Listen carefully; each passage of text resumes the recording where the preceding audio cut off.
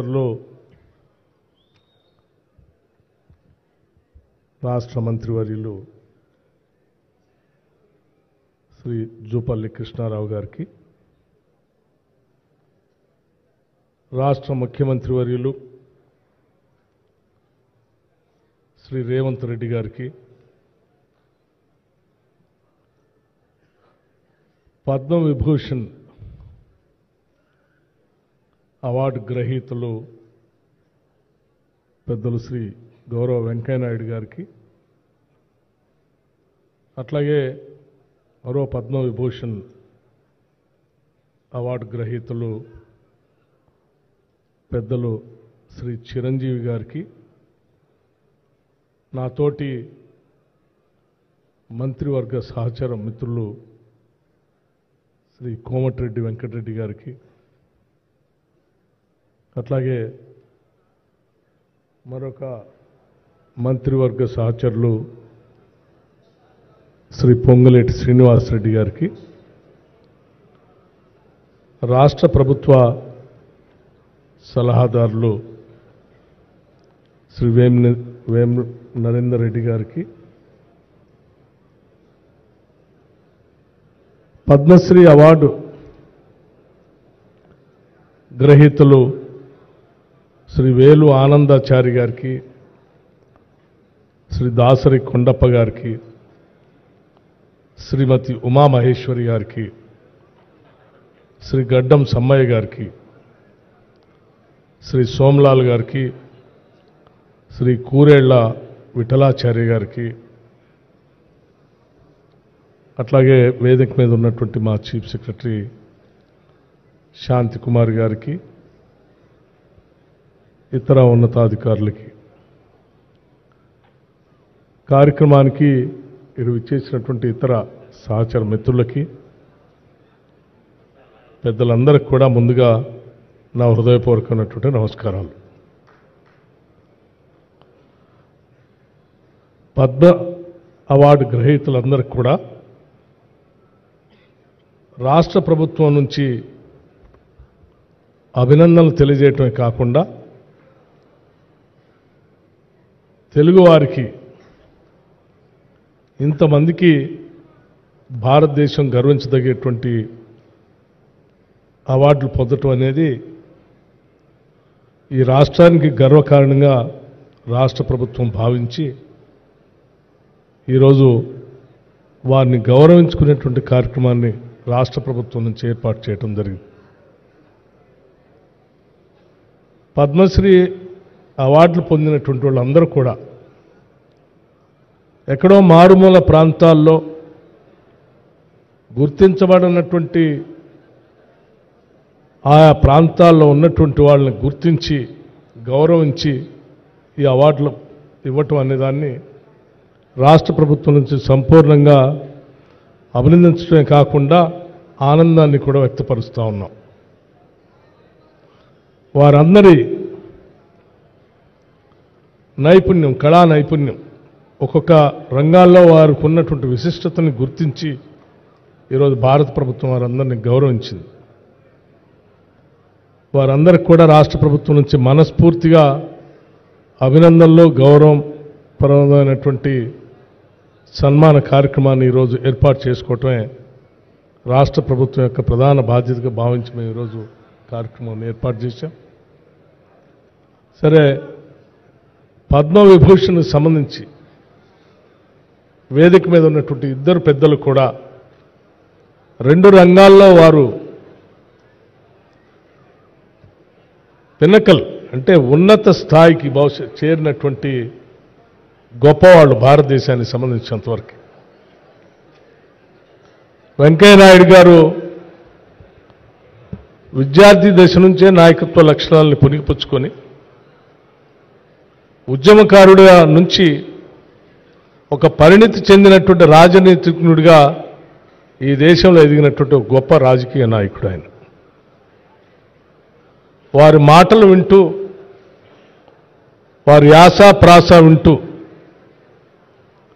ఓ ప్రతిపక్ష నాయకుడిగా సంఖ్యాబలం లేకపోయినప్పటికి కూడా శాసనసభలో ప్రజా సమస్యలపైన ఏ రకంగా మాట్లాడొచ్చో వెంకయ్యనాయుడు గారు ఉపన్యాసాలు వింటే చాలా స్పష్టంగా మనందరికీ అర్థమవుతుంది. రాజకీయాల్లో ప్రతిపక్షంలో ఉన్నా ప్రభుత్వంలో ఉన్నా కానీ చెప్పాలనుకున్నటువంటి అంశాలని ముక్కుసూటిగా స్పష్టంగా, అంటే భాషలో ఎక్కడ కూడా తిట్ల పురాణానికి తావు లేకుండా వేలెత్తి చూపించినటువంటి నాయకుల్లో బాగా స్పష్టంగా కనపడే నాయకుడు మనకి వెంకయ్యనాయుడు గారు.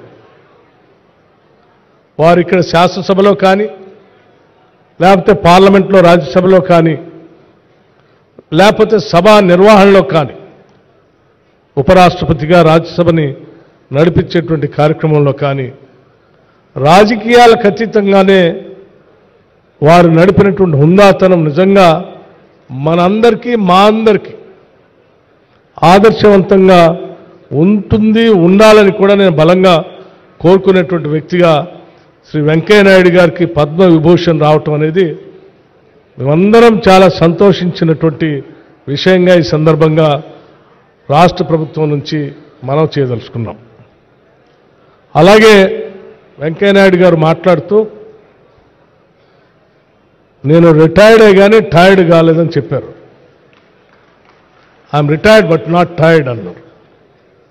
అంటే నిజంగా వారి విజ్ఞానం, ముఖ్యంగా ప్రజాస్వామ్య దేశంలో రాజకీయ పార్టీలు ఏ రకంగా ఉండాలి అని చెప్పే దాంట్లో వారి నుంచి చాలా అంశాలు నేర్చుకోవాల్సినటువంటి అవసరం ఉందని భావిస్తూ ఉన్నాను నేను. అట్లాగే చిరంజీవి గారి గురించి ఎంత చెప్పినా తక్కువే. సినిమా రంగంలో ఎటువంటి బ్యాక్గ్రౌండ్ లేకుండా వారు ఇంత ఉన్నత స్థాయిని, ఒక మెగాస్టార్ స్థాయికి ఎదగటం అనేది స్వయం కృషితో ఎవరైనా సాధించాలి అనేటువంటి పట్టుదల ఉంటే నాలాగా సాధించవచ్చు అని చెప్పి వారు మనందరికీ ఇన్స్పిరేషన్ ఇచ్చినటువంటి ఒక గొప్ప కథానాయకుడు. సరే, చాలామంది కథానాయకుడిగా సినిమా రంగంలో ప్రవేశించి కథానాయకులుగా ఉంటారు. కానీ చిరంజీవి గారు కథానాయకుడిగానే కాదు, విలన్గా, క్యారెక్టర్ ఆర్టిస్ట్గా రకరకాలైనటువంటి క్యారెక్టర్ చేస్తూ అంతిమంగా కథానాయకుడిగా తిరుగులేని మెగాస్టార్గా ఈ దేశంలో ఎదిగినటువంటి ఏకైక హీరో ఎవరైనా ఉన్నారంటే అది చిరంజీవి గారు అనుకుంటున్నాను.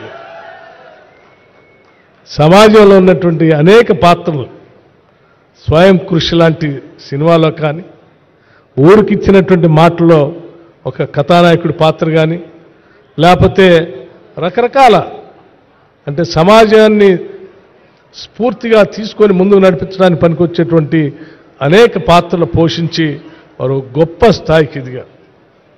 వారితో ఆనాటి ఉమ్మడి సభలో శాసనసభ్యుడిగా పనిచేసేటువంటి అవకాశం, అదృష్టం మా అందరికి కలగటం నిజంగా చిరంజీవి గారు తెలుగు ప్రజలందరికీ కూడా ఒక గొప్ప కథానాయకుడికి కాదు, ఒక విలువలతో కూడినటువంటి కథానాయకుడిగా నేను చూస్తూ ఉన్నాను. వారు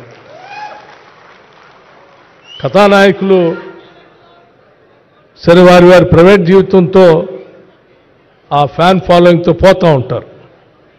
కానీ చిరంజీవి గారు తను అదే కాదు, సమాజానికి కూడా ఏదో సేవ చేయాలనేటువంటి ఆలోచనతో, సేవాభావంతో బ్లడ్ బ్యాంక్ దగ్గర నుంచి మొదలు పెడితే అనేక గుప్తదానాలు కూడా చేస్తూ వారి సమాజానికి ఎన్నో కార్యక్రమాలు చేస్తూ ఉన్నారు. ముఖ్యంగా మదర్ తెరీసా గురించి వారు చెప్పినటువంటి మాటలు కానీ, ఆ విగ్రహావిష్కరణ చేయాలని వారు చూపించినటువంటి పట్టుదల కానీ, అవన్నీ చూస్తూ ఉంటే I have to give something to this society అని చెప్పి వారిలో కనపడేటువంటి తృష్ణ తప్పనిసరిగా ఈ రాష్ట్రంలోనే కాదు, దేశంలో ఉన్నటువంటి కథానాయకులందరూ కూడా వారిని ఆదర్శంగా తీసుకొని ముందుకు పోతే ఈ సమాజానికి చాలా మేలు జరుగుతుందని నేను భావిస్తూ ఉన్నాను.